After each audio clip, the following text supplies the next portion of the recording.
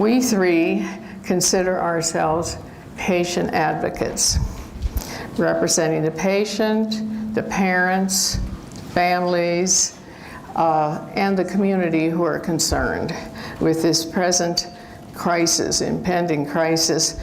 When we learned that Dr. Hoyle was retiring, we were alarmed. When we learned that there were 600 individuals potentially unserved, we were more alarmed and thought perhaps this was time to stand up and get the community involved.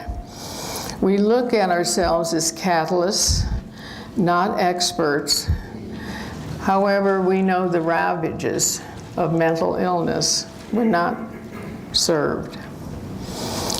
There are many people here in the audience who I'd like to identify. I don't know you all, but if you pop around and say your name, what agency you represent, that could be helpful for all of us. So why don't we start at this first table. If anyone represents an agency, legislator. I'm Paul Parto. I'm from Full Circle Counseling Solutions, the new mental health center in town. Come on, Larry. Larry Anderson with Congressman Dave Greenberg's office. And I'm Kate Ratchis with Partnership Health Center. I'm Teresa Henry. I'm the House Representative for House District 96 here in Missoula, and I'm a nurse. Thank you.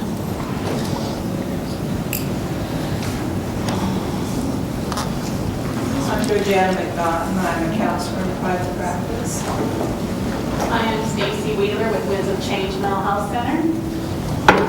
Greg Lind, Montana State Senate. I'm also on the Health and Human Services Corporation. I'm Mary Jane Fox. I'm with the Addictive and Mental Disorders Division. Dorothy Selms with NAMI. David Wolfong, this is Kate Carey. We're with pre-release here in Missoula. Ralph Forstek with MTSC, Missoula Developmental Service Corporation. Ken Brown, Opportunity Resources. Denise Jacob Sharkey, Opportunity Resources. Melinda Mason, Western Montana Mental Health Center. Paul Meyer with the Western Montana Mental Health Center. Dan Ladd, State United for Mental Health Services from Helmet. I'm Jim Cofilla with Narcotics and Others with Public Information, Hospitals and Institutions. Maureen O'Malley with the Health Department and the County Suicide Prevention Coordinator. And Silverwood, former mental health care provider. And I'm Mary Beth with St. Pat's. Dave Bell, NAMI Missoula. I facilitate a group at the University of Montana, and I'm the state trainer for people who want to talk about their experiences with mental illness. Joyce Tarka, I'm with Senator Max Baucus' office.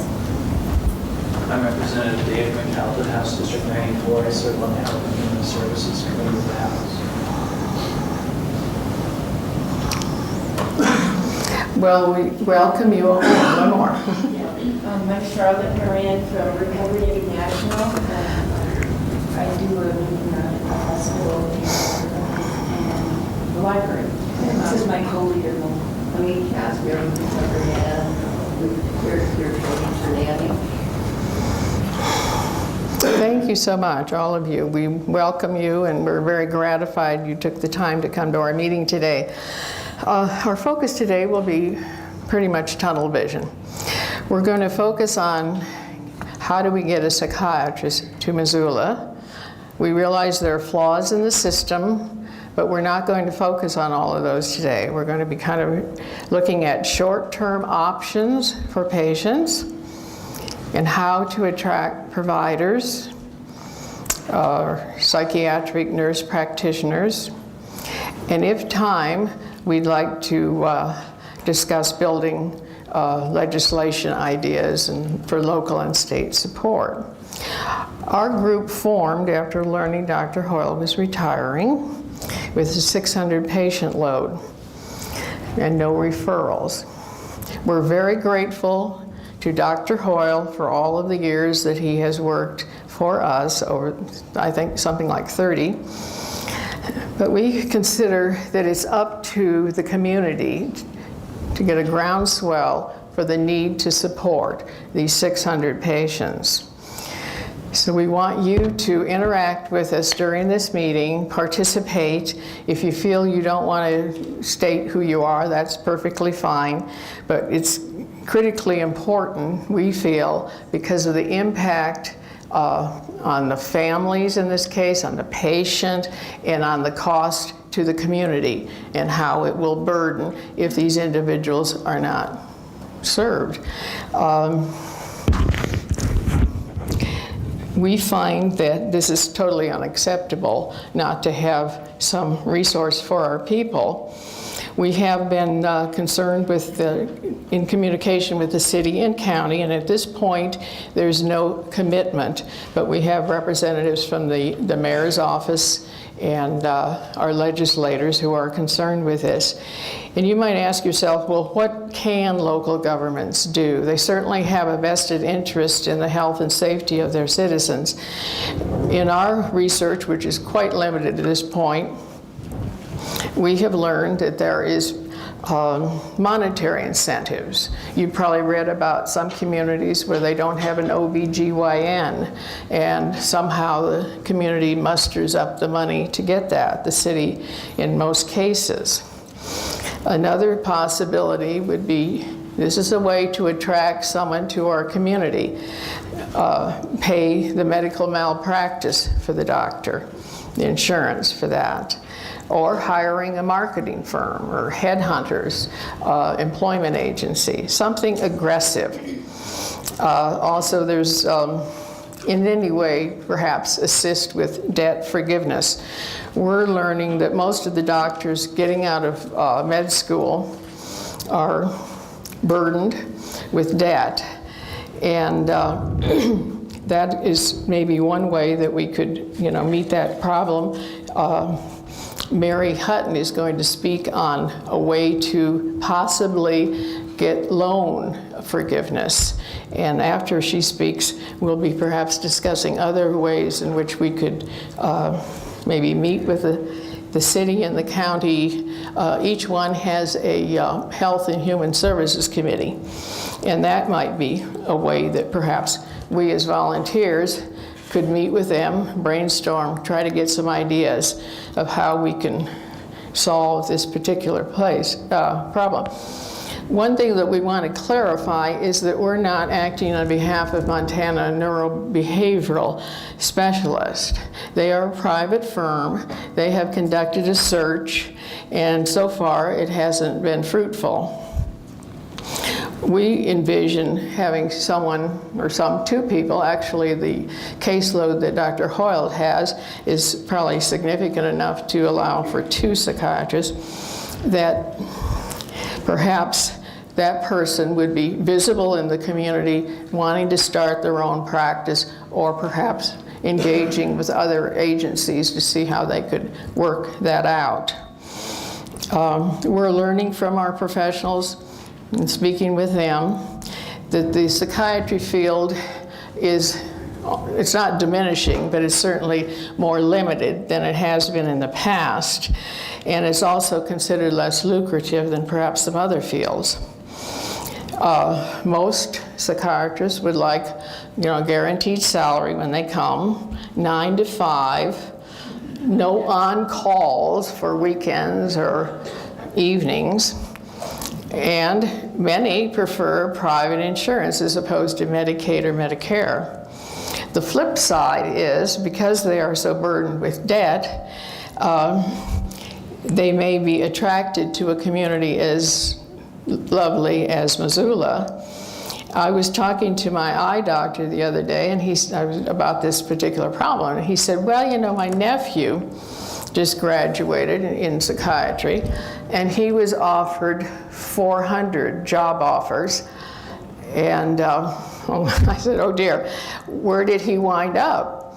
And he said, in a small town in Minnesota.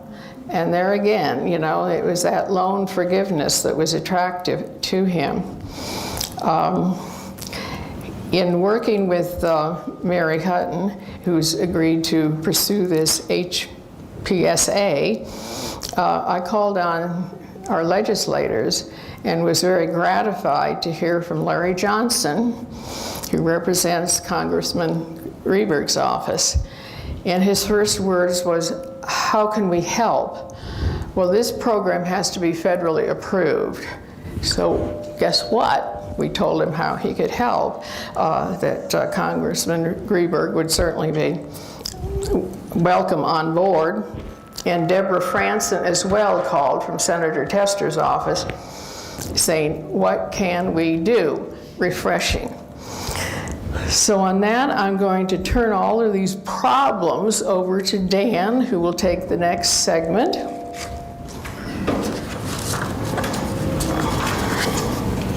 Oh dear. You hooked up? I just got a new knee. I have to be careful. Thank you, Helen.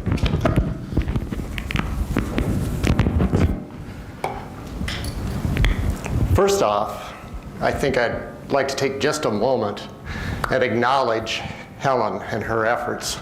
She's the one patient advocate of 600 that got this letter without a provider, and she's the one that said, no, this isn't acceptable not to have a referrals. What are we going to do for ourselves? So Helen, please join me in thanking you for getting this going.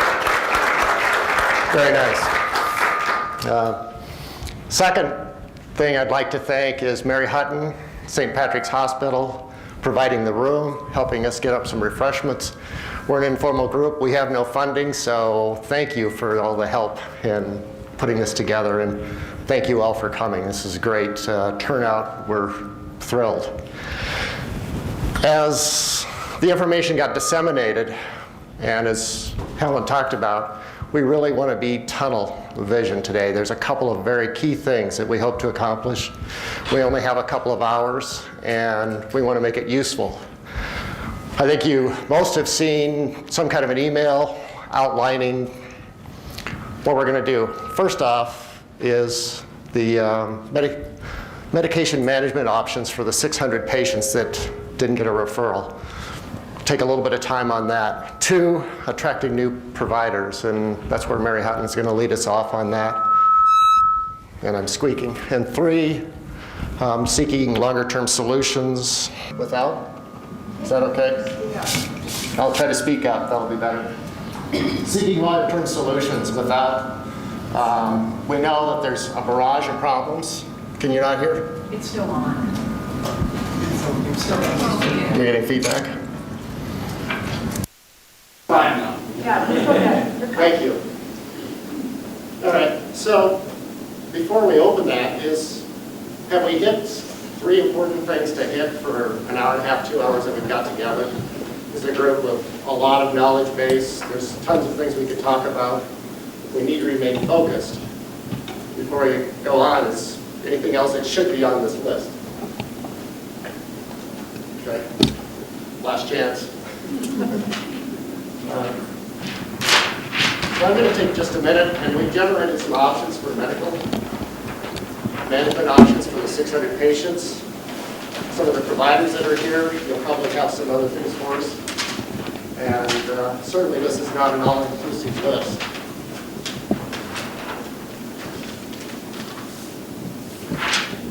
But just want to take maybe 5 minutes or so, talk about each one of these. We have a couple of speakers that are going to talk specifically about their other ones. But first off, some of the options available right now for patients are psychiatric nurse practitioners. In the state of Montana, the designation is APRN, Advanced Practitioner Registered Nurse. I think I have that right. Is that correct, Deb?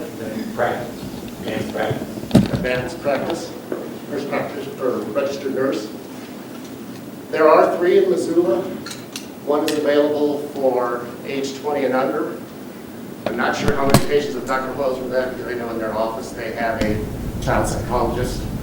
There are 2 other psychiatric nurse practitioners in Missoula that are taking patients. There's some limitations, is they do not accept Medicare or Medicaid, so really private pay insurance is the only option, as I understand it, to see the 2 available nurse practitioners. If my information is wrong, something, please correct me along the way. If anybody here, patients, anyone wants that information, I've got phone numbers, contacts. You've got a resource list with the email account of our fledgling organization, the Missoula Mental Health @gmail.com. Do they have prescriptive authority? My understanding is yes, they do. All 3 of them do. Thanks. And that is why this is an important piece of, because there are lots of therapists, counselors available, but finding somebody that can help with the medication management is the real crux of what has brought us to a head right now. 2, an idea that was thrown around at our initial meeting was partner a psychologist with your family doctor. Your family medical doctor can prescribe medication, and there's not a formal network for this. Certainly, there are some family doctors and internists that are more, shall we say, open to consulting with a psychologist. Talk to your family doctor. An idea has been generated is, do we want to generate a list of doctors that are open to partnering with psychologists? Not a bad idea. Given that as an option, would it not also be a possibility to partner with a family nurse practitioner with prescriptive authority? If you're seeing a nurse practitioner as your primary care provider, and they would, These 2 talking to each other. well, no, I'm saying partnering psychologists with family nurse practitioners as well as family practice doctors. That makes sense. My understanding is on the APRN that in order for an APRN to actually be able to prescribe psychiatric medicine, that they have to have endorsement in that specialty. In addition to, you just can't be a straight APRN. Right, and that's where the 3 that I've identified are psychiatric nurse practitioners. So partnering in some fashion, talk to your therapist, talk to your psychologist, talk to your family doctor. That's the kind of things to see. Are they willing to somehow, so there's communication between more of a mental health professional and a medical doctor. One patient said that her family doctor was willing to do that on a short-term basis as a Band-Aid until she got into adult mental health services, which her first appointment is in September. So it's a Band-Aid, it's not a perfect solution. And Paul Meyer is going to talk to us about the services available at adult mental health.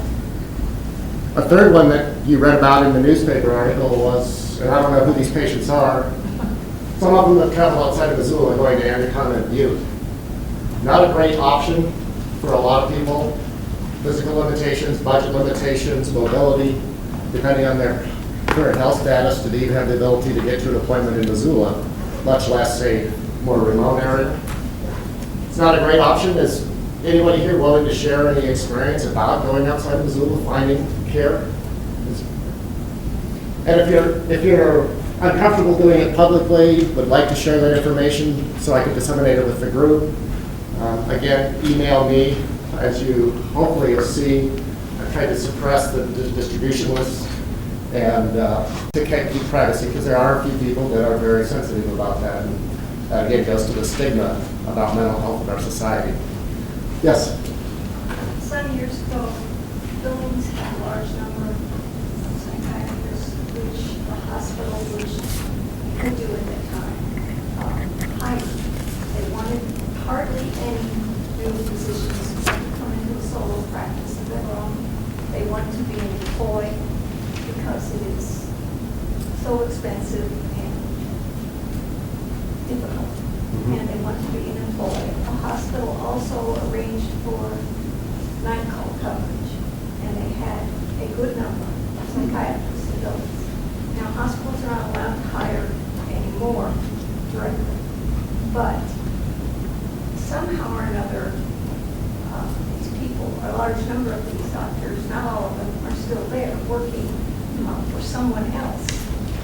And so you might want to ask yourself, do you want to not, do you want to go to Butte or Billings or Bozeman? But what are they doing differently? Right. And great point. I think Paul Meyer and I talked about this last week, and we may talk about it a little bit today, is my understanding is, for instance, Bozeman is not seeing the shortage of psychiatrists that some of the areas in the state are. Why is that? What are they doing differently? Can we do any of that? Part of it is economics, but there may be some other things there as well. So I think you're right. And this isn't just limited to in state of Montana. I myself, I've traveled to the University of Washington and Oregon Health and Science University for my own consultation.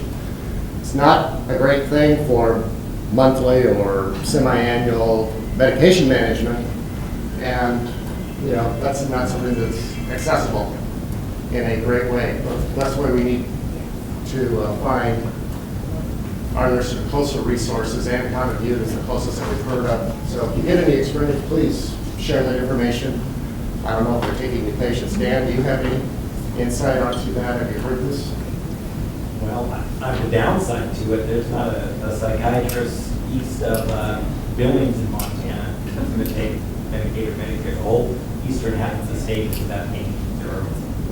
So, and that's another thing that we found as our group, as we started talking about this and asked Mary Hutton from the hospital, joined us in our first meeting. We had a representative from Montana Neurobehavioral, is that the lay people, the consumers, secondary consumers, this isn't just a local problem, this isn't a state problem, this is a national problem. So we don't want to transfer problems from one part of the state to another. That's not the objective. It is to seek some new alternatives. From there, I'm going to turn it over a little bit so that Paul Meyer can tell us a little bit about the services that are available at Adult Mental Health Services. It goes by a couple of different names, and if I have it incorrect, Paul, excuse me. I'm doing that. Is things that I've asked him to talk about is who primarily do they service, the costs, types of insurance that they accept, what about uninsured, what type of care can be expected, what type of wait time, is there limitations on the frequency of visits, is there a limitation on the number of visits, and can a patient expect continuity of care? So I've asked him to cover all of that in 10 minutes or less. So Paul, if you could join us, and feel free to come up, please. Speaking from here, can people hear me as well? My name is Paul Meyer. I'm Executive Director of the Western Montana Mental Health Center. We actually operate in 15 different counties, so turnover in psychiatrists or prescribing individuals is not new to us. We've had to scramble in many communities to put things together. I think part of our solution here in Missoula needs to be, because of the immediate needs, that there are quite a number of psychiatrists, prescribers, APRNs in this community, and people really need to bend their rules a little bit to try and accommodate some of the folks that need in the door, so that people aren't left high and dry. We really don't want to see people presenting in St. Pat's emergency room or in other emergency settings because hookups are not. So I think a general petition to other people to kind of get their oar in the water, including those who may not be wild about additional Medicare or Medicaid referrals. I think that's important that the practitioner community open itself up. The Mental Health Center will try and do that. We're trying to accommodate some of the individuals that are coming to us from Dr. Hoyle's retiring practice. But I think there are a number of other private practice groups in this community, and they need to open their doors too. And I think it would be appropriate for this group and those of you individually to ask them, say, hey, this is a difficult situation. We don't want to see these people presenting in emergency, St. Pat's emergency room because they were not picked up. So important. I have Mel Mason with me. She's actually kind of our expert. She manages our Missoula County operation in terms of the range of services that we offer. We do offer services to all payer types, including Medicare, Medicaid, some individuals with no insurance coverage at all, some individuals with funding through the state mental health service plan program, which thanks to our legislators, we actually have additional funding for beginning July 1. So public funding side of it is in reasonably good shape. There is access. What hasn't changed, however, is the resource pool of psychiatrists and APRNs, and absorbing Dr. Hoyle is a great doc, and he's worked hard all these years, and he absolutely deserves his retirement. But absorbing 600 patients is hard, even in a community this large with as many people as we have. But I think short-term solution has to be everybody gets a little flexible and tries to accommodate folks, because Dr. Hoyle's done a good job keeping people stable, functional, and living pretty good lives. And we don't want to see anybody go backwards on that. We're trying to amend our rules and deal with folks that we, have been referred to us or come to us. I know the announcements about Dr. Hoyle's impending resignation has been going on for a couple months, actually. So we've had a number of patients self-refer themselves to us. We have a couple psychiatrists on staff and a couple APRNs. But we lost a psychiatrist last summer too and replaced that individual with an APRN. We're still in a recruiting situation for Ravalli County in Hamilton. We send people from Missoula to cover Ravalli. That's not an ideal situation. We've had shortages in Bozeman and Kalispell and Butte. We've been able to recruit for those communities. The recruitment process is a long process. It takes oftentimes 2 years to get somebody in. Part of the key that I think Mary will talk about is the health shortage area and being designated a health shortage area. That would help on recruitment of new psychiatrists.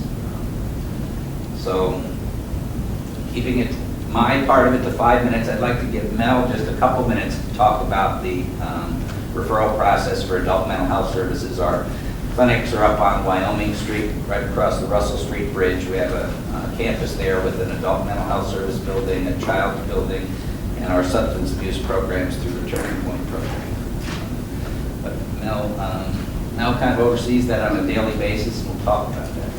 Paul, can I ask one quick question? What does it cost usually to recruit psychiatrists and average to get psychiatrists in this community? The average headhunter firm requires generally some cash up front, $3,000 to $5,000 to begin the recruitment. The actual completed recruitment is anywhere from $20,000 to $30,000, depending on how many people you bring in and what costs are associated with that. But the absolute floor would be $20,000. The ceiling would be $30,000. There are a number of headhunter firms that believe Western Montana is a very attractive area. They can get us a psychiatrist in 4 to 6 months. They just promise that, and I think they can. I think it's a big price to pay. We paid that price for a headhunter to get us somebody in Bozeman because we were short somebody 2 years ago. We needed somebody. We've considered it in Hamilton, and we may go that way for Hamilton as well. We have an advantage as an organization. As Ellen said, we can salary a psychiatrist, we can cover malpractice, we can kind of guarantee more than enough patients and flow to keep the individual very busy. So as a practice, ours looks sort of attractive, except we work them very hard. And I think the docs we have are good hard workers. Are the salaries y'all pay for the psychiatrists, are they relatively competitive? They always tell us no. The last time we looked, the average psychiatrist salary, I think, is about $180,000 a year. Okay. We do not pay at quite that level. Right. I think nationally that number's probably been pushed a little higher right now. I think psychiatry is actually on the low end of the medical food chain, if you will. They are not the highest compensated medical specialists in the business. And y'all pay for their insurance? We do. We cover the liability insurance. So that's a pretty good chunk of change a year also. Yes, and I think the other thing that works for the psychiatrists that we recruit is we have strong case management programs and crisis programs and other outpatient staff so that our docs are not constantly on call. We have ways to manage after-hours emergencies. We have other staff that can help be the eyes and ears for the psychiatrists so that if patients could be seen once every 6 weeks to 3 months, we have other folks that will work with the individual in between, and we have a way to get folks in for emergency appointments through our emergency system.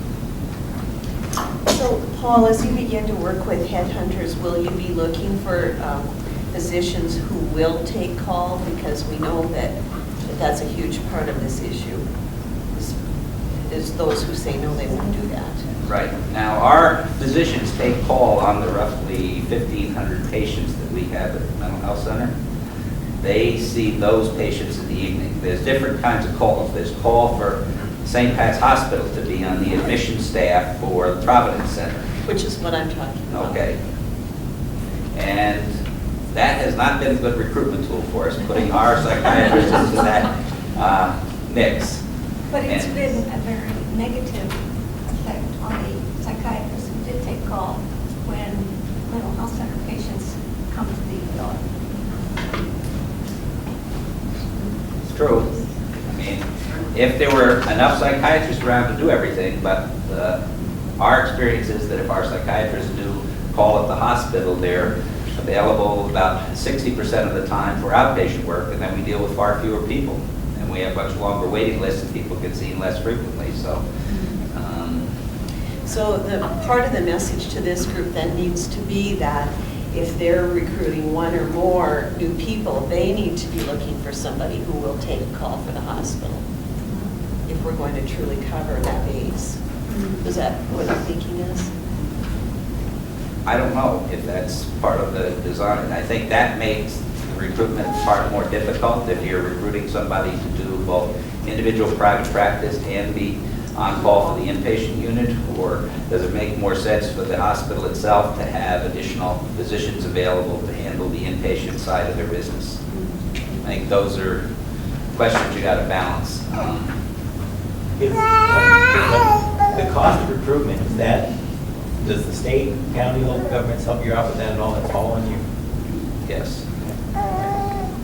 Although the state would be a welcome partner. Like Dave afterwards. The other people that should get a hand in this is Partnership Health Center. Helps a great deal with when we're in a pinch and can't see somebody, they will flex things and work with us. And that's really been a great assist in this community. And I think where we have... Is that county funded? Well, it's a combination of federal, state, and county cases here. We are not a mental health center. We receive about $8,400 for a grant to provide our access to therapy program, and those are interns that work at or students at the university, either psychology practicum students or MSW interns, with a supervisor, LCSW supervisor, or the university's psychiatric program supervisors. They have to be a patient of Partnership Health Center. We accept Medicaid, Medicare, sliding fee scale, but I just want to make sure people understand we do not receive any mental health dollars because we're not a mental health facility. Dan, could I let Mel speak for just a minute? Please do. Thank you, Paul. Okay. I don't remember all the things you asked us to talk about, so I'll try to hit on just a few. As a community mental health center, our priority for treatment is kind of defined by the state, and that is folks with serious disabling mental illness. There's a definition that's prescribed for us by the state, and I'll lay out some handouts back here for anybody who's interested in looking at the kind of diagnoses that are covered in that. Our other priority is low-income folks with mental illness. We take Medicaid, we take low-income folks at 150% of poverty, and we also have a contract to provide services to veterans. So those are kind of our priority groups. As Paul said, we'll look at other folks who need mental health coverage during this time, because we know that it is going to be a struggle sometimes to find a provider. But that our primary commitment is to people with disabling mental illness who are low income. Were there other things you wanted me to address? We get people in. Generally, people call, make an appointment for an intake with one of our intake workers, and they can generally get someone in within a couple of weeks. They would then make a referral to a psychiatrist. We're probably about 4 weeks out for first appointments with the psychiatrist. As Paul mentioned, we have 2 psychiatrists and a half-time APRN at Adult Services. The full-time psychiatrists carry caseloads of about 600 persons already, but we have some fluctuation in our caseload because we gain and lose folks each month as people move or transition out of services. So it would be about a month from the point that you got an intake to see a psychiatrist. In addition to that, we have crisis services. We have crisis houses where we can do a supportive stay for somebody in an emergency situation. We have 24-hour crisis response team that will respond to after-hours emergencies. Our psychiatrists do provide an internal call system for our clients, and because we have 2.5 and then 2 employees at Children's Services, we have a full-time child psychiatrist and a half-time APRN through Children's Services.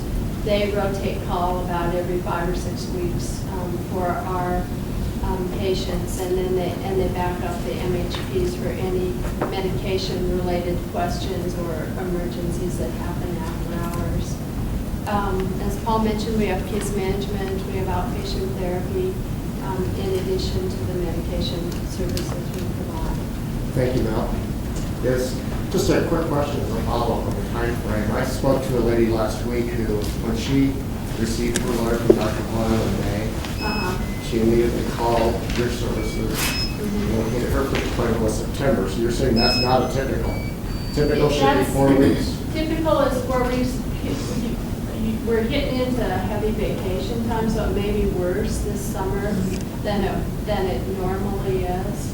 And I can check when I get back and see, if that's changed. But I think generally summer is a bad vacation time in the health center. Thank you. Just before we go on, I know a couple people came, not to cause any embarrassment, but we do have some chairs up front. Please join us. I'm Joyce Dombrowski from St. Pat's, and I can only stay for a few minutes, and Mary can speak for us, so thank you. Thank you for coming, Joyce. And again, thank you to the hospital for helping us out with this. We are going to talk about winds of change, but just before we do that, Jerry has a quick announcement she wants to make about adult mental health services. I'm not a very loud speaker.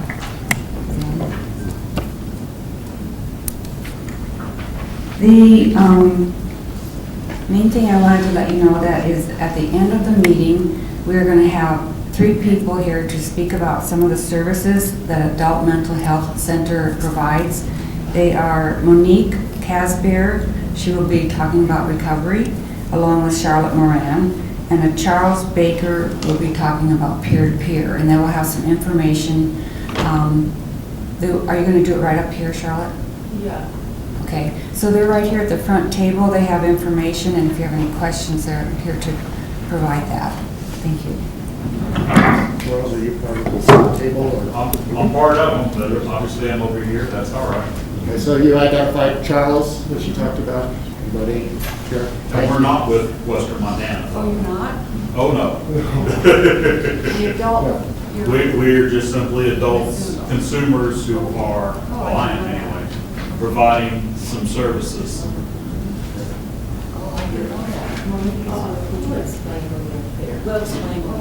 Indeed.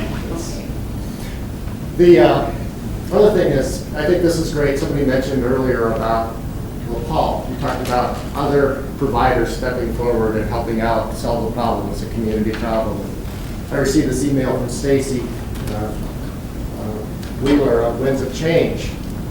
And I'll let her just give a quick overview, but she said, we have the ability to take 30 patients on Medicaid because of their particular particular mission, I should say, is that's the patient load they can take. But here's a piece of the puzzle. So Stacy, we're going to take just to get a quick overview for people. Thank you. I'm with Winds of Change. We're a new mental health center as of October. We're fairly small, but Aware is closing out their adult mental health services in Missoula only at this point. But they do have a psychiatrist part-time, and we've partnered with them to get psychiatric services. And so we have the ability to take about 30 people. Again, they would need to meet the state requirements and have Medicaid. And one of AWARE's stipulations is that they would need to receive case management services. So that's another piece of that puzzle. But we're more than happy to take on some new folks, and I will be around after the meeting, and I have cards, and if people have questions, I'd be more than happy to speak with people. And we don't have a waiting list. It's about a week to get case management services, and then probably within a month, we could get psych services. People on Medicaid. Medicaid. Right. Yeah, Great. Medicaid, Medicare, that's great, but we can only bill Medicaid at this point.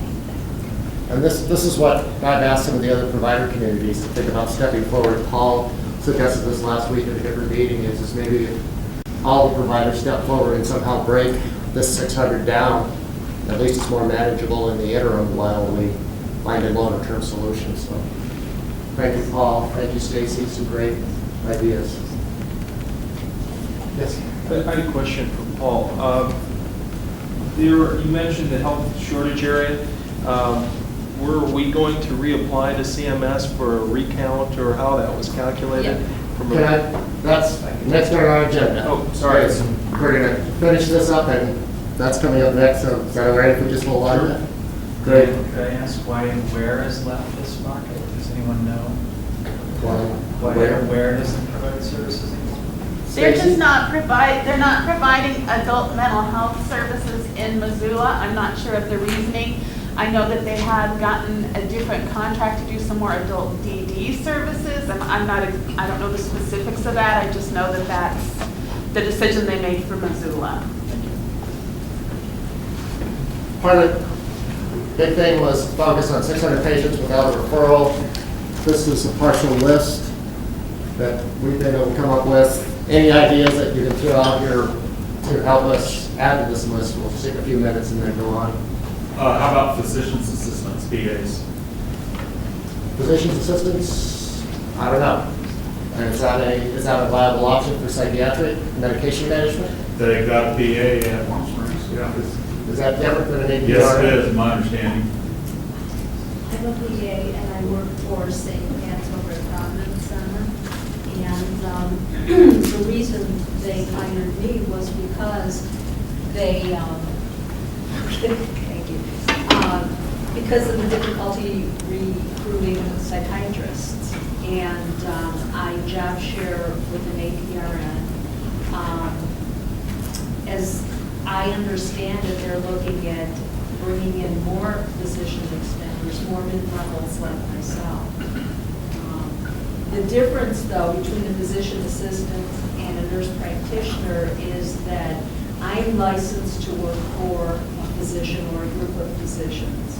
I'm a dependent practitioner, whereas nurse practitioners are independent practitioners. They can actually see patients, see their own patients, and have their own practice.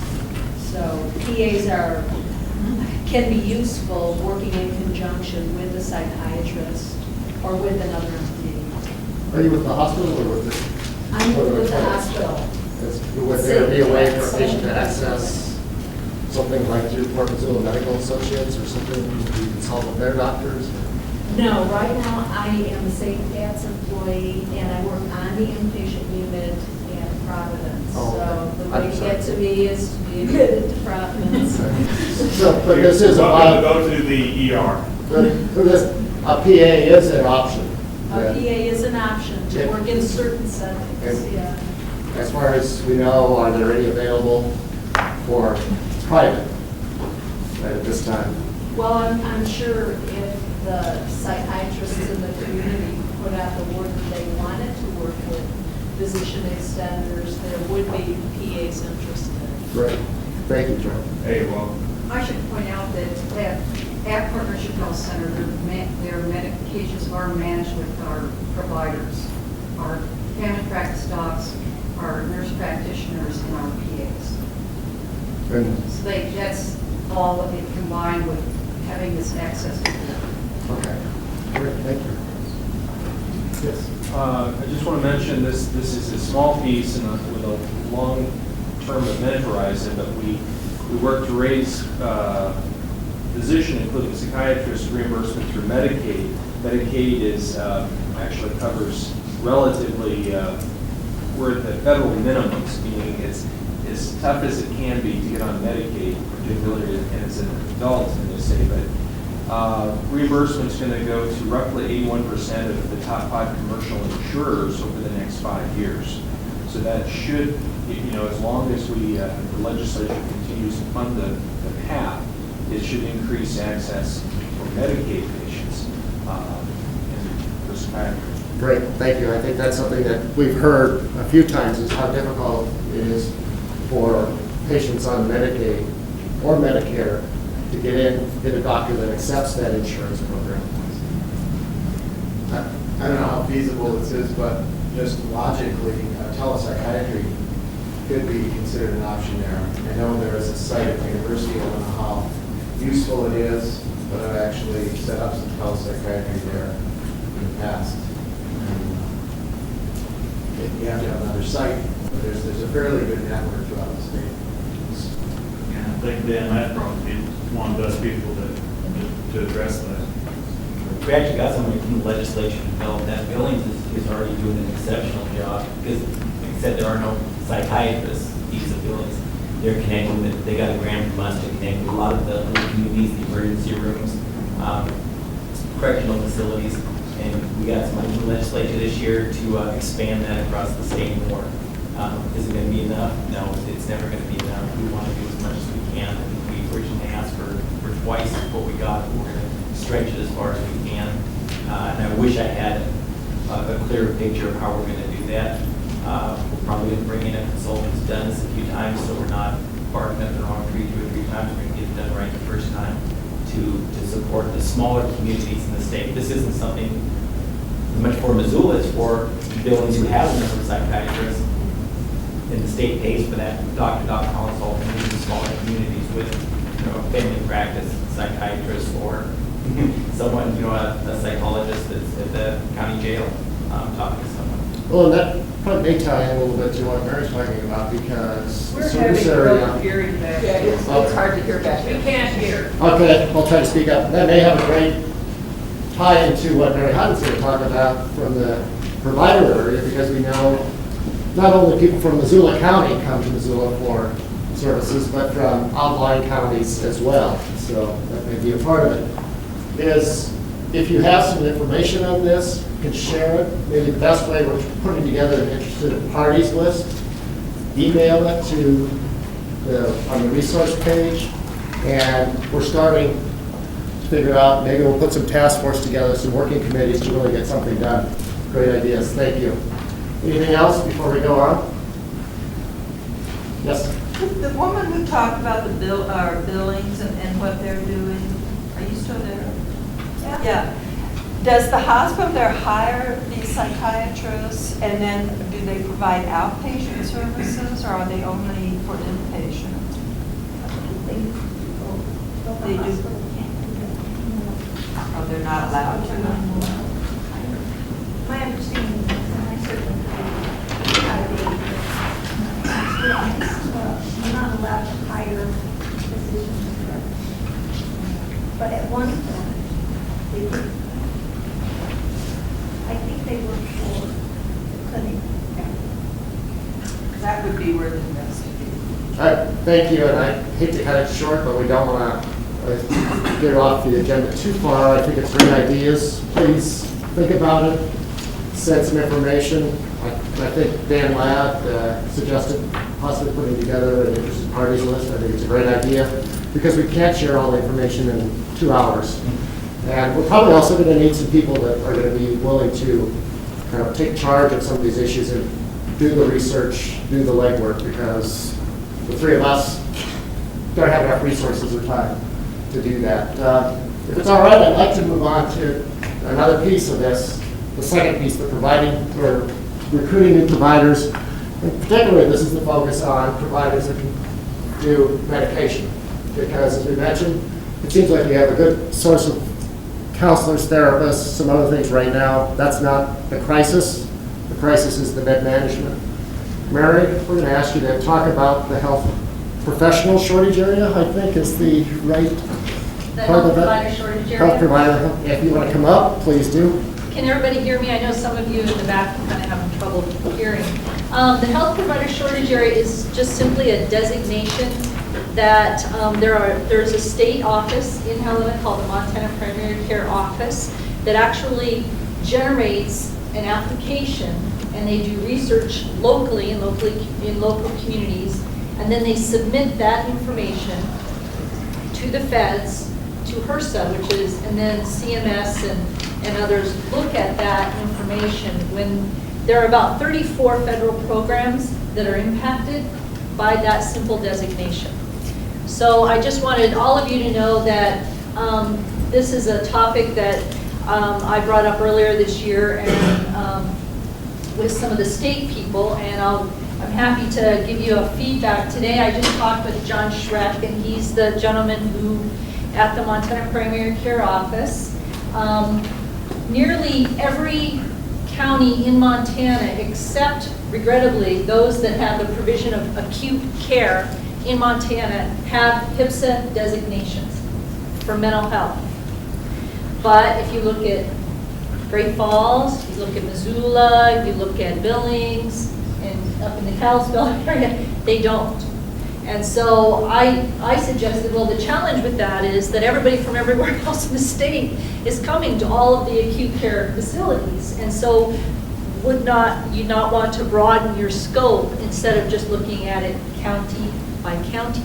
Because frankly, Missoula County looks great if you look at the provider ratio.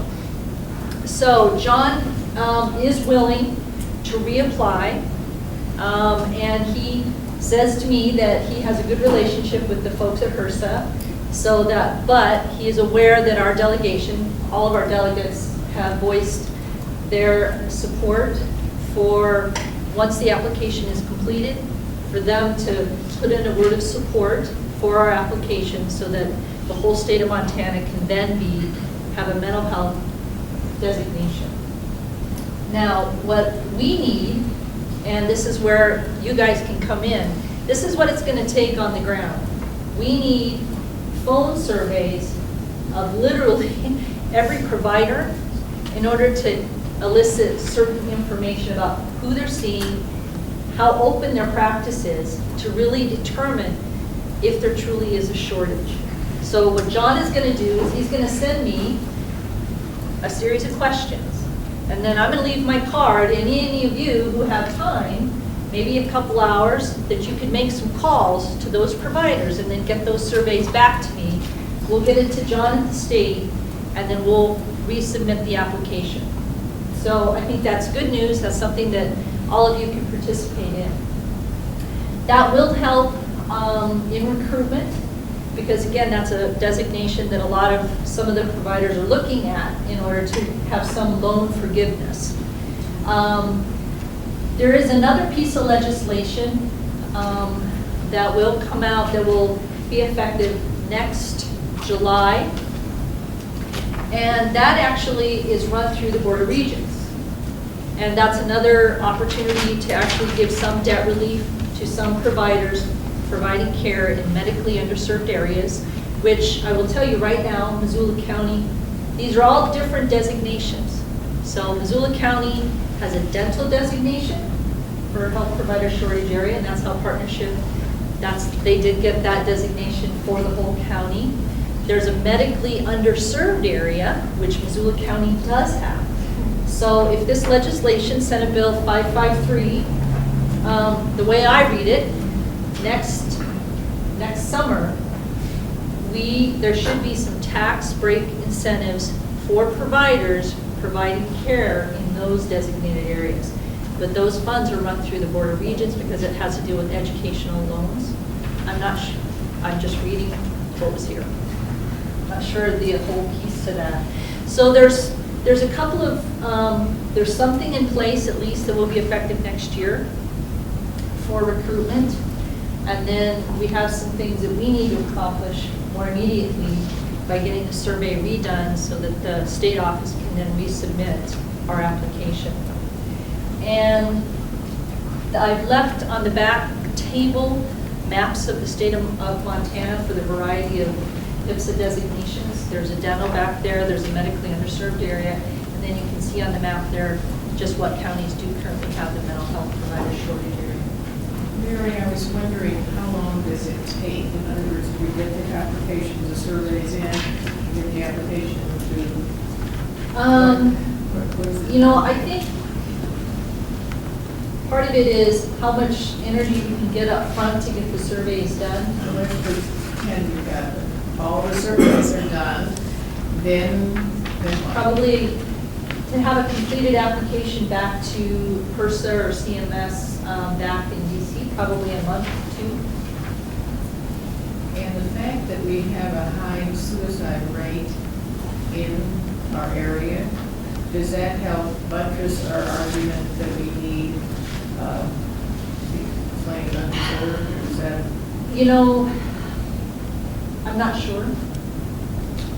Often the ratios that they look at are providers to population. They're not. So it's a ratio. It's a ratio piece. And so that's, but I'm sure it wouldn't hurt. I mean, I think that any information that they have as far as the description and the suicide rate in the whole state of Montana is quite high and we rank, very high in the nation. So I'm sure. Do we know how much forgiveness is allowed? Well, once the HPSA designation is in, I believe, if what I read correct, is about 25,000 per year. I believe it's per year. I did a little bit of it, with my 25,000 a year for the first 2 years, and then it could escalate to 35,000 in years after that, depending on time period. Can they work anywhere? Well, they really, yes, they can work anywhere, but again, if you're really trying to recruit kind of globally for the county, so like you have the designation now, Partnership Health Center has that, but it's a little entity. Yeah, for mental health you do. But as an entity, it does. The rest of the county does not.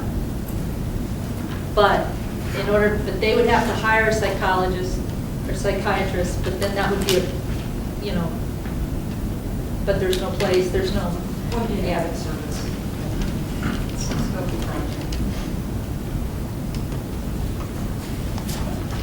Any other question? So again, if you're interested in helping do the survey, that is probably the most immediate need that has to be done. And then I have my cards here, and then people can just take the card if you're interested, and then give me a call. And Pod 2 will put together, just Shane's name, interested in doing a phone survey or helping out. Right. This could be again where exchange of information on interested parties list.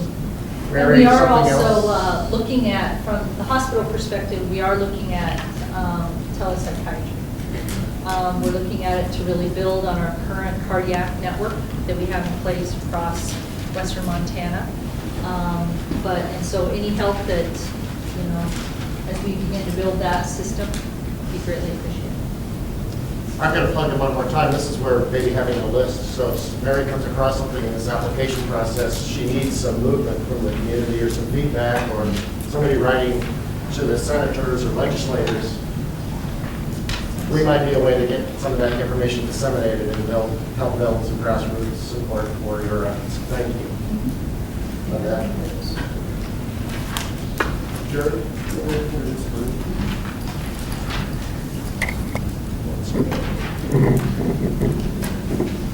This being passed around is for people that would be interested to help make calls for this phone survey that Mary talked about. Our next speaker is Maureen O'Malley. She is the County Suicide Prevention Coordinator. She is a social worker who has worked in both hospitals. She's worked in them a long time. I worked with her 15 or 20 years ago. Maureen is going to kind of tie in the suicide with the shortage of psychiatrists and how that can affect suicide prevention. You don't want that. I'm very pleased to be here today. I'm from the Suicide Prevention Network, which has been in existence in Missoula County for about 4 years now. And we've taken a look at a number of the concerns that are being discussed today and have made some movement in some directions, certainly none of that alone. I'm not an expert on any particular aspect of this. Maybe one of my primary qualifications is that I have lived in Missoula and worked in human services since the days when we had 2 psychiatrists in town, believe that or not, and Dr. Hoyle was one of them. So we owe people like he and Michael Silverblatt and some of the others a huge debt of gratitude for the work that they have done, for the fact that they have always taken call, they have always been there for people as best they could day and night. And as I do my work, I hear a lot of people complain about that they go to the emergency department and they sit for hours and hours, and I know that that does happen. And they say, the psychiatrist never came, the psychiatrist wasn't called, whatever. And there are actually many reasons for that. And I think that us coming together around this issue can also help us build understanding of what are realistic demands. One of the things that I believe, and I'm biased, is that we do need to look for people who will take call, because we've presented a number of options over time of things that might help, building a safety net under the psychiatrists, a way to kind of funnel their calls for them. And while they're interested, we haven't reached the place yet where that's foolproof. I mean, there are always concerns or objections or something to some of the ideas we put forward. And I don't mean by any means to say that they're totally resistant to our ideas. I'm just saying that they still steer this boat when we're talking about patient care, and we have to be ready to make some accommodations for them. The other point that I'd like to make is I heard the message very clearly that we're not about long-term solutions today. However, in my experience, the short term is also the long term, that the long-term problems or issues that we have in our community are very often the same reasons why we have so much difficulty getting and keeping psychiatrists. They do have huge caseloads. Bringing one in is only going to pick up all or part of Dr. Hoyle's caseload.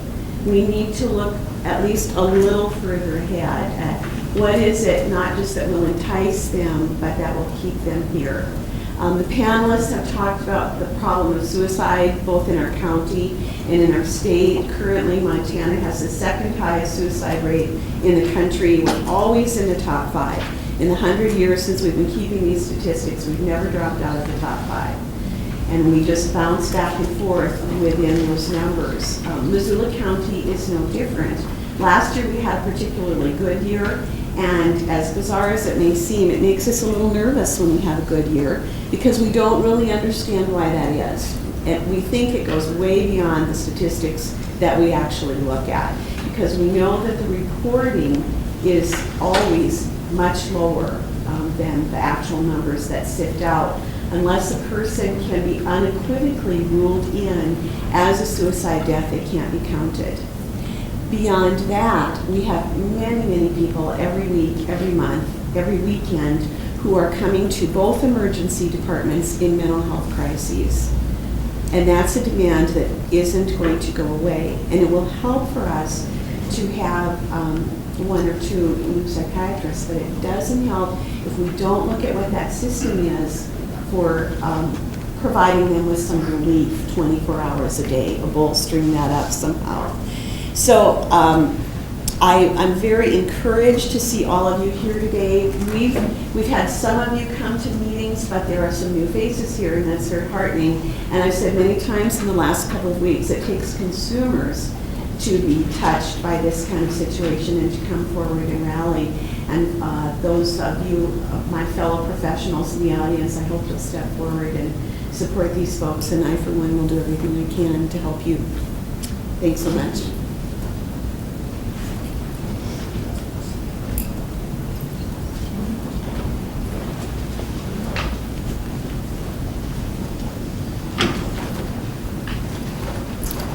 The next speaker is going to be Janet Behrens, and she is going to tell us about NAMI, which is the National Alliance on Mental Illness.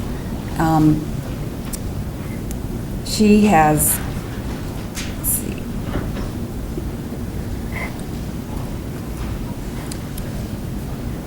She's been teaching for 19 years and specializing in special ed. She has a master's degree in marriage and family counseling, and she has a loved one that is who needs help with his mental illness. Will you please come up, Janet?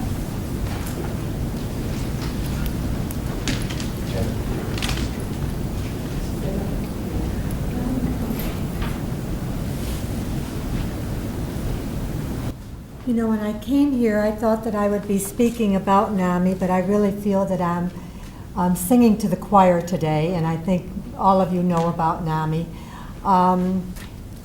What I do want to say is that we're here to support anything that you need from us.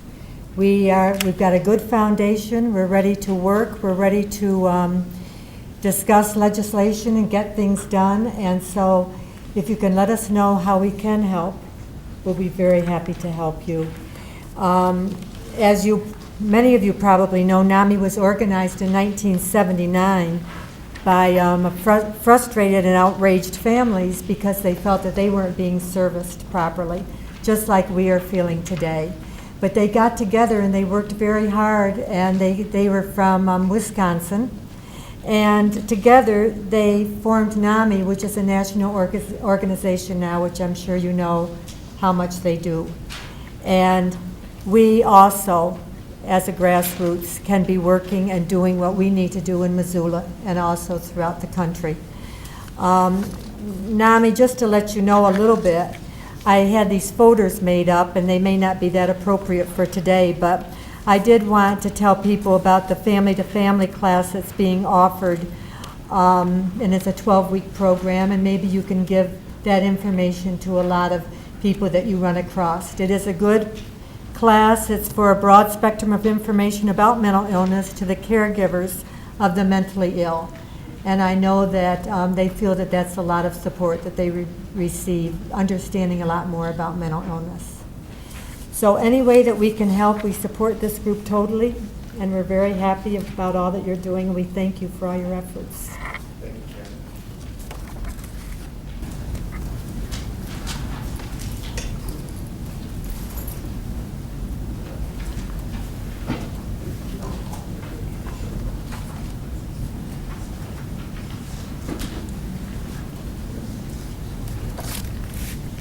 Do you want me to use the mic? Sure. I'm back. We've heard some expert testimony today. We've learned a lot of things. And the next thing we have to ask ourselves is, where do we go next? How can we help solve this problem? We've discussed the city and county's potential interest in the cost to the community, financially, emotionally, in whatever way. I'd like to hear from you is what you think would make sense, given the information you have. As a group, what could we initiate that would be helpful? Is there someone that you feel that we need to speak with, a group that we need to speak with? Would it be important to talk with, I see a hand back here. I'm Alexandra Volkert, and I am an ex officio officer of the Western Service Area Authority, which I would like to recommend people to become involved with, because the Western Service Area Authority has been authorized by the legislature to work with the department in recreating the public mental health system. So we have a long-range planning committee that is trying to address some of the problems, one of which is access to appropriate providers in the Western Service Area. And the Western Service Area really is the western part of Montana. So it isn't just Missoula. It talks about the entire area that people might be coming to Missoula to seek services from. And so that's number one. I'd like to ask anyone who's interested in this to become involved in the WSAA and get involved in the Long Range Planning Committee. My second suggestion is that a number of states who have tried to address finding highly skilled professionals in other areas, not psychiatrists, but in other areas, have found that it really helps if they foster their own citizens to go into those fields. And so one of the things, because those are the people who want to come back and live here. So one of the things that's really, really important is finding the young kids in high school who want to go to medical school. who have an interest in psychology and who are intimidated because they can't face the $150,000 to $200,000 in cost that they would make if they were going to medical school. So I think that's really a long-range solution. It's one that can take, 12 to 15 years, but what you end up having is you have people who are committed to Montana and who want to come back and live where they grew up for all the things that bring us here. So those are my Thank you. Do you have information on that, pamphlets or anything like that? On the Western Service Area Authority? Dan might have some. The board meets the third Wednesday of every month. Dan and is Heather? Is that in Missoula? It's in Missoula. It's here. It's usually right next Oh, door. there you We meet go. on the third Wednesday of every month. We have a website. Charles, can you give them the website? You can find out all of our activities. WSAANT.org. No, there's no dot. WSAANT. Okay, thank you. .org.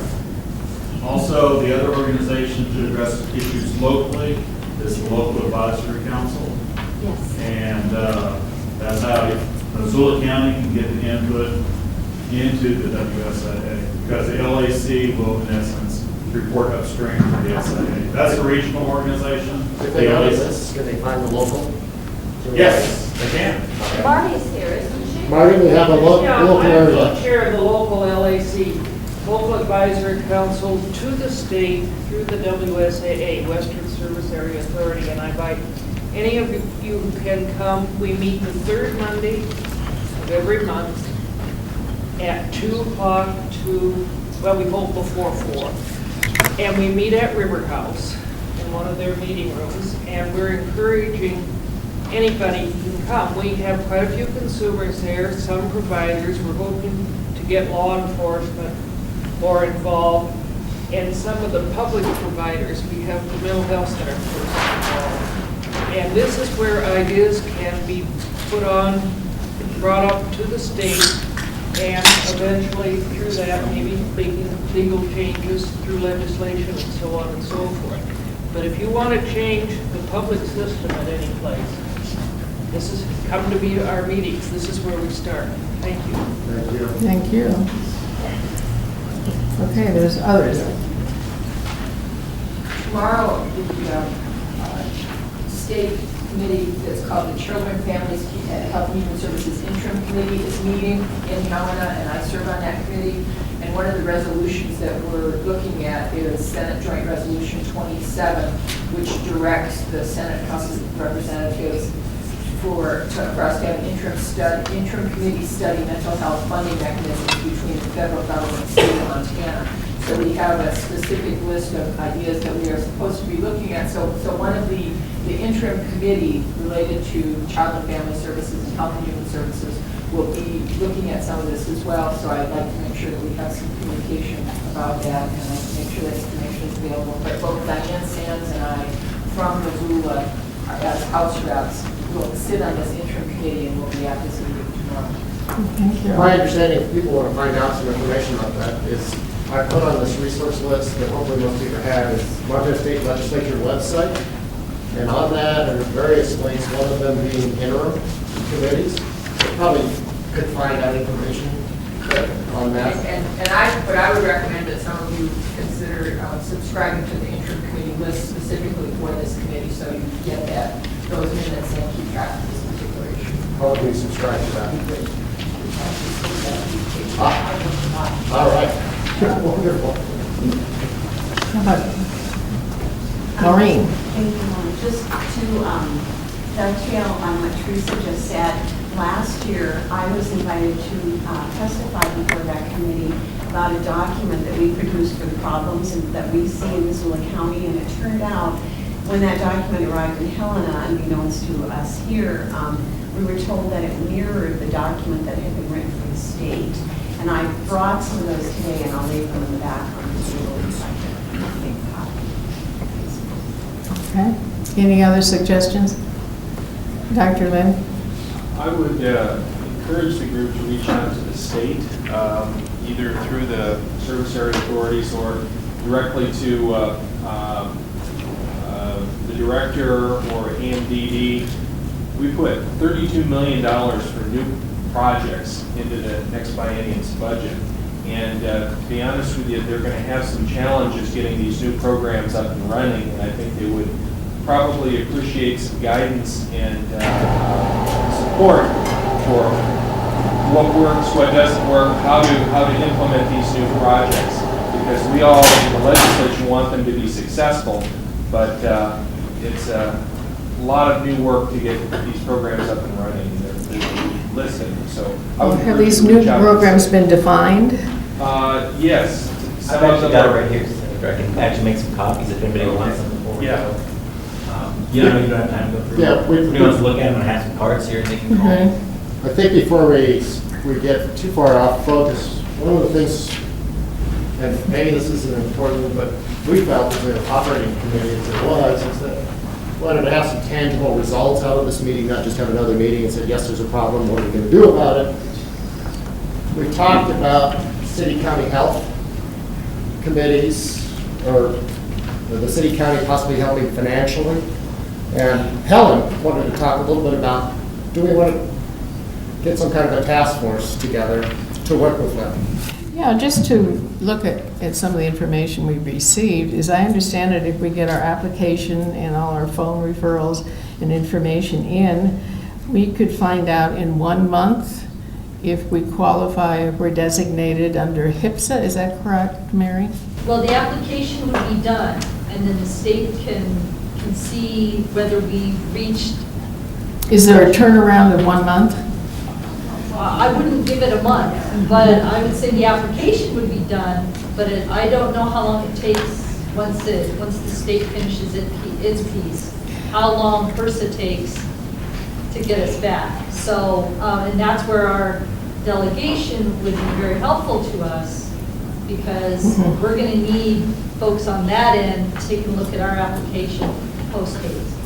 Is it possible for our legislators, federal legislators, to maybe expedite the process? I'm not going to say, but maybe. Can't hurt. You got a resource list, senators. So at this point, yeah. So at this point, we don't know if we would qualify under HIPSA within a month, but maybe. Well, John would be able to, depending on how we look at it. I mean, one of the views that I have suggested is to take each of the 3 service areas. So for example, taking the Western service area, which is 14 counties, I believe, and taking and running it through all those formulas for 14 counties, and then let us know where we are. As one entity. Yeah. So that's.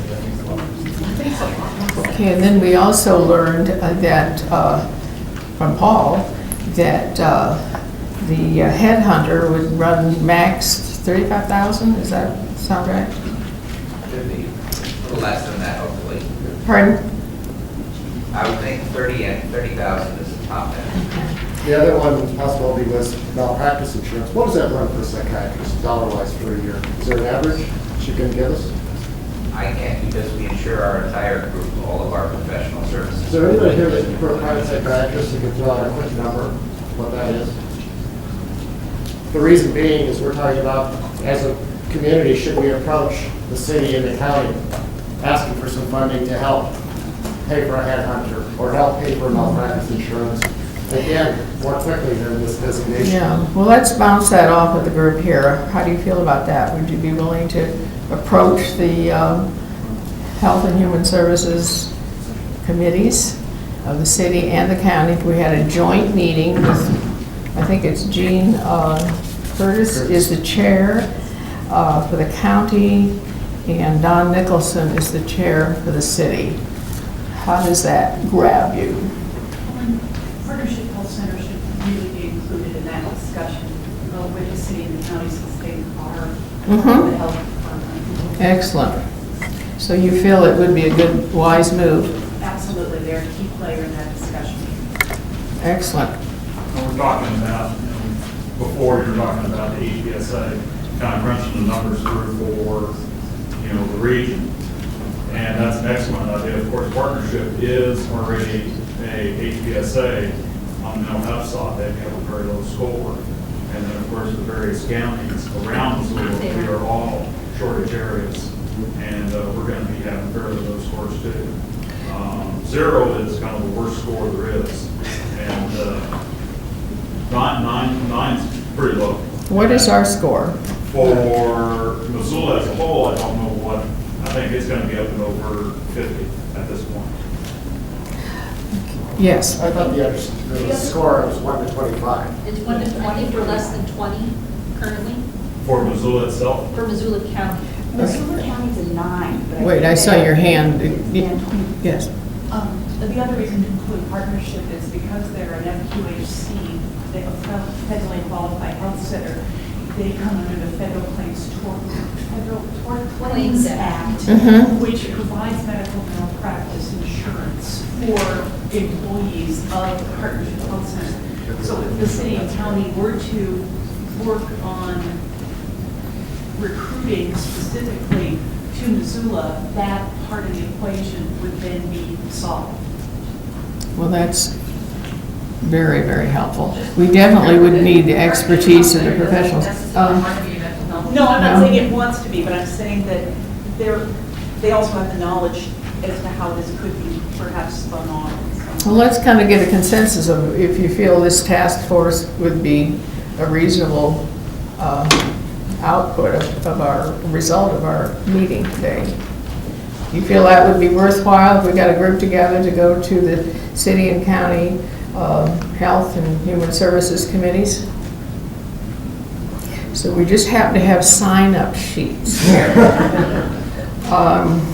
No, well, that sounds like a worthy. That's good. You've got some phone numbers, you've got some emails. Please come up and sign on the sheet if you want to be contacted otherwise. But we do need some people to really get in charge of this, to be able to take it. And I think it's a partnership of the patients and the professional community to do that. Just, quickly, a few other things that have been thrown around. There could be task force. This is a lot of information. We don't have time, but how about recruiting like APRNs? I ran across, there's a new APRN in the county that's teaching at the College of Technology. But there's another need to follow up on. What about psychopharmacologists, psychopharmacology? A lot of it says it's research-based. Some feedback from one of the pharmacists locally is there may be an interest where a pharmacist could be part of the equation of solving this. Psychopharmacist? I don't know. Research again needs to be there. We talked about medical headhunters. We talked about working with that. But that's just a couple of ideas in kind of the interim to start working on. Is there some ideas generated here? Anything that jumps out? Please share with the group. Well, just like, I think there's a slight omission. I'm sorry? An omission. Okay. At the beginning of the meeting, you pointed out that a hospital had worked with neurosciences to try to recruit without success. I'm looking at this poster. This is the answer. This is the only hospital that has an inpatient unit. It is down to 11 beds because they can't get people to take care of patients. The hospital spends a whole lot of money promoting their cardiology department. And you would all think, if you knew what they paid for heart surgery, to come here. Now, I'm going to tell you, I am one of the biggest beneficiaries of that department of anybody in the world. And I wouldn't be here today if it weren't for them. So it's not that I don't appreciate them. It's just that these people make money, and mental health and addiction does not. And so when you're out recruiting, you don't just have to pay the recruiter. You've got to offer a salary. I'm not sure how we do that. And again, that's, it's an organization, a hospital, private psychiatry group, somebody like that is the one that's going to have to do the hiring. We're not, Hal and I talked about this, we're not in a position to do that. They want to be a help and a voice, but thank you. Yeah, absolutely. And we've heard that is psychiatry is one of the least respected, lowest paid professions of the medical doctor community. What do we do with that? And I'm certainly happy and willing to discuss in depth the other areas in which we do support locally, kind of shoring up, if you will, the fragile safety net that is very fragile and how much of that is borne on our backs. So, and I'm happy to provide that in detail if you would like. But I would also say, as consumer advocates, something that you have a right and an ability to do is to ensure that whomever is your carrier for provision of services, that they have a provision of acute care in those contracts, either by, if there's a contract with the VA, do they have a subcontract in order to provide inpatient care? The state contracts is another one that we're looking at, because just providing outpatient services is only a part of the pie. And so as consumer advocates, you're the perfect people to make sure that commercial carriers, public carriers, everybody is doing their part to make sure that acute and outpatient services are covered. And so if there's contracts in place, and if there's not provision of acute care services, we want to be able to put that in those contracts. Because right now, that falls on us. Thank you. We're running close to short on time. Paul? One thought, one of the patient groups that seems to be falling between the cracks, or for whom the doors are not swinging open, are Medicare-covered individuals. And I think we should maybe ask our federal representatives to look at the Medicare reimbursement scheme to see if that is the part of the reason that individuals with Medicare particularly are having a hard time accessing providers.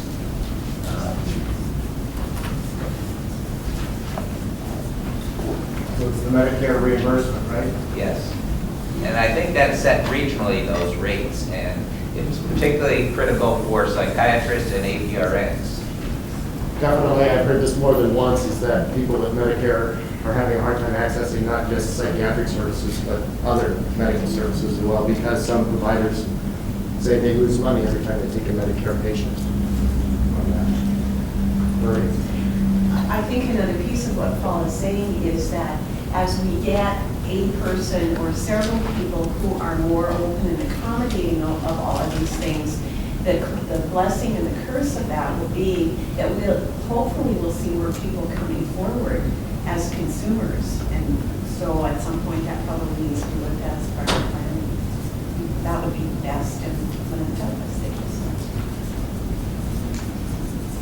Just trying to a couple of tangible things I think that we've heard, and if I miss something here, is the federal medical reimbursement, huge issue. Probably contact, senators, representatives at the federal level, tell them about that, what's going on. Something I just want to quickly talk about is legislative agenda in state. And we've got some representatives here, some things going on interim. The other part, and possibly as a consumer advocacy, we could partner with NAMI. There's the state convention is going on this fall. Maybe there needs to be a task force and a working committee around relooking. This is a controversial bill, as I understand it, but Senate Bill 522 was proposed in the last session. Yet NAMI took a position against it. I don't understand the reasons why. And I'm not sure it's a good or a bad bill, but our bills like that are out there that can be re-looked at, that is more in agreement. What were the reasons? I haven't had a chance to do the research, so I'm not trying to put NAMI on saying that was the wrong position. Just saying, if we can work as a legislative agenda and have some input, maybe we can, instead of hitting the Senate floor with 24 and 30 against, maybe we can get something done. And partner with NAMI, and then the local task force, as far as working with city, county, health committees, I think is another tangible piece. So please, those might be three areas that we can, as a group, think about doing something collectively and individually saying, yes, I want to work on that. Charles? I'm sorry. Dan, the legislative agenda, that needs to be partnered, not with NAMI partners with the SAAs. So basically, the state listens to the SAAs. So this is the Western Service Area That would Authority? be who you talk to in this neck of the woods, yes. Okay, so thank you. I mean, we work with the state by statute. Okay. All right, and the legislators will listen to the SAAs because they know it's gone through that process. And the state will listen to the SAAs because, well, they're go-to by law. So, you know, NAMI works with us. You know, we have NAMI people sitting on our boards across the state. So I want you to understand that if you're looking at making changes legislatively, I'm not saying anybody can go, any organization can go and do their own thing, but if you go with the SAA as much as possible, it's going to be a lot more receptive. Thank you. Ideas just about, we've got a group of interested people here.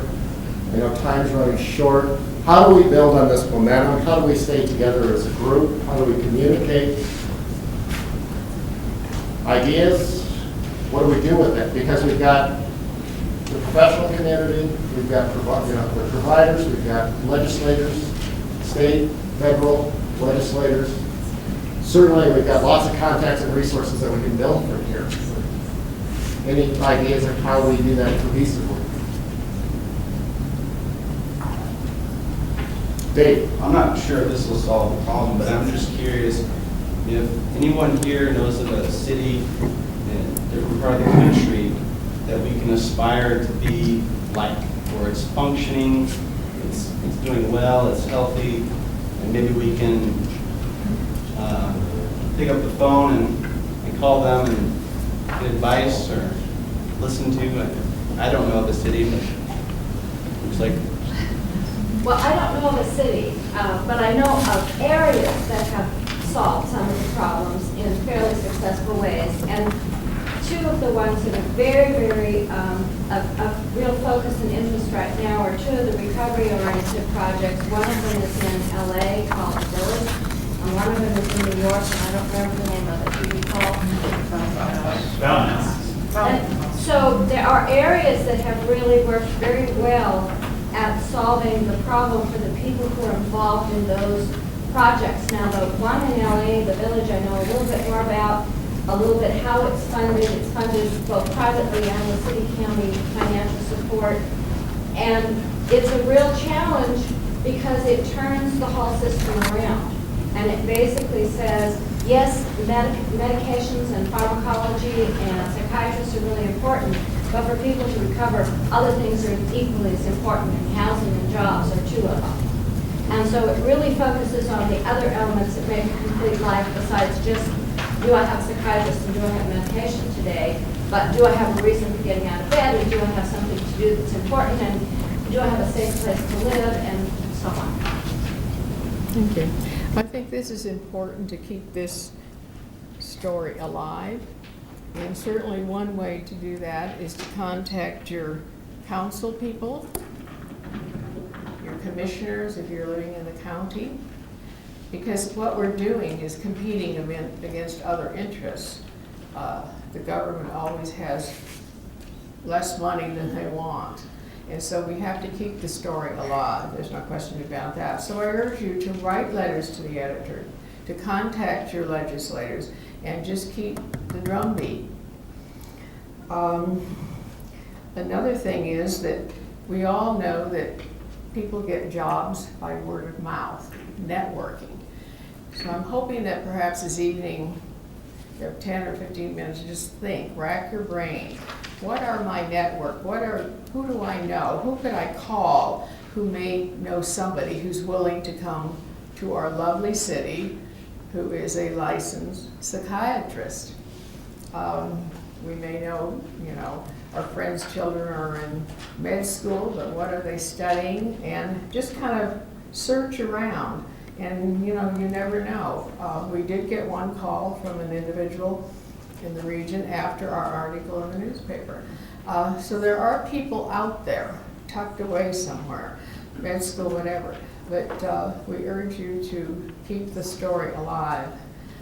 And we thank you for coming. As far as our communication, it's going to be essentially email if you've filled out the form. And we have some sign-ups being distributed, and it's critically important we get those back. We're very grateful that you came, and the problem's still with us, and it's not going to go away until we solve it. So let's all pitch in. Thank you so much.